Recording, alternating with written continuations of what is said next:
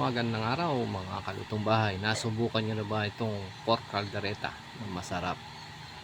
Sauce pa lang, ulam na. Tara, umpisahan na natin mga kalutong bahay. Huwain ko na muna itong karne ng baboy. Cubes lang siya pagkakahiwa. Malalaking hiwa lang din.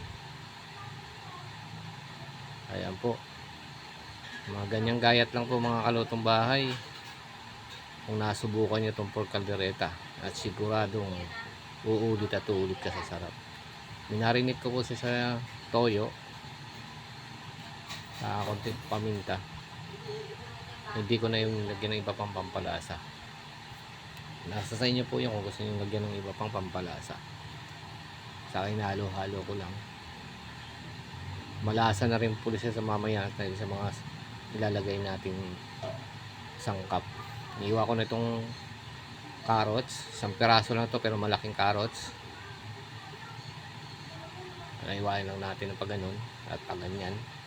Kahit anong hiwa, pati yung patatas, malaking patatas to.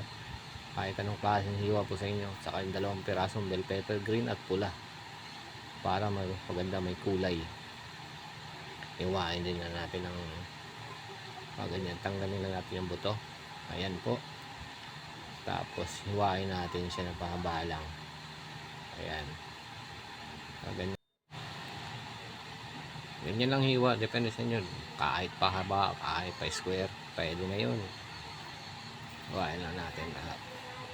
Tapos sunod na natin itong ating malaking sibuyas.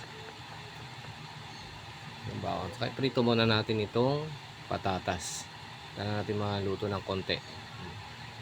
Medyo makrispy. Saka sama ko na itong carrots. Inuna ko lang yung patatas. Kasi mas madali namang maluto yung carrots. Ayan. Halo-halo lang po. Ayan. Subukan nyo itong lutuin. Talagang mapaparami kayo ng kain. Ayan. Tinanggal ko na itong patatas. Ayan. Alisin na natin itong ating patatas. Saka isunod na natin din yung carrots. Madali na siyang maluto. Carrots. Ayan. Ulit na natin yung carrots. Saka naman sunod natin itong bell pepper. Lutuin lang natin ng konti. Ayan. Saka sangkot siya na natin itong bawang sibuyas. Saka natin ilalagay ngayon yung ating minarinate na karneng baboy. Sasangkot siya din natin siya. Lagyan lang natin yan. Lulutuin lang natin siya ng ilang minuto. Ayan. Halo-haloin lang natin. Para mahalo-halo yung lasa. Saka natin ilalagay itong tomato paste. Kalahati lang ang ginamit kong tomato paste dyan. Kasi baka umasim. Ayan, haluin lang natin para humalo ang lasa ng tomato paste. At ng mga sangkap. Lagyan na natin ngayon ng sabaw. Depende sa inyo kung gano'ng kadami. Para papakuluan natin hanggang lumambot yung ating karneng baboy. Saka isunod ko na tong tomato sauce. Ayan. Halo. Saka natin lalagyan ngayon ng bechin. Laurel. Lagyan natin ng daw ng laurel. Haluin natin.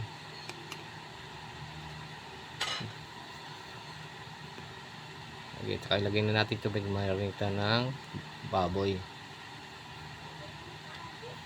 Hintayin natin kumulo. Takpan na natin. Pakuloyin lang natin siya ng ilang minuto. Ayan, kumukulo na. Titingnan natin from time to time kung malambot na. Takpan ulit natin. Pakuloyin din natin ng minuto. Ayan mga kalutong bahay. Tingnan natin, medyo malambot na. Isang kulo pa rin yan. Ayan. Tuloy lang natin ang paghalo hanggang sa lumambot ang ating karneng baboy.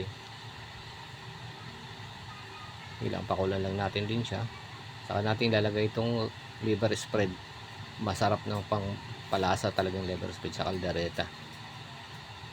Talagang sa sarsa pa lang mapaparami ka na ng kain. Sarsa pa lang ulam na mga kalutong bahay. Try nyo to, talagang sigurado kong mapaparami kayo ng kain at magugustuhan nyo. Yan, hinalo ko lang ng hinalo ng mas lumalo na yung lasa ng liver spread. Ayan, lumalo na sa kanyang sauce. Saka natin lalagay ngayon ang prinito natin kaninang patatas. Ayan, haluin din natin. Isunod na natin itong ating carrots. Haluin lang natin po ng haluin. Papakuluin pa rin naman natin siya ng ilang minuto hanggang sa lumapot nating sarsa at lumambot ng ating karne. Ayan po, ilalagay na natin itong ating pinaling gata. Ayan ang lalong magpapasarap, magiging creamy lalo ang ating sarsa. Ayan po, haluin lang natin mga kalutong bahay. Matatakam ka talaga dito mga kalutong bahay. Mag-comment lang po kayo kung saan lugar po kayo para malaman natin kung hanggang saan umabot itong ating video. Ayan, lagay na natin yung bell pepper. Titikman na natin. I-adjust na natin ang lasa. Tamang-tama naman ang lasa kaya hindi na ako nagdagdag ng ano pa man.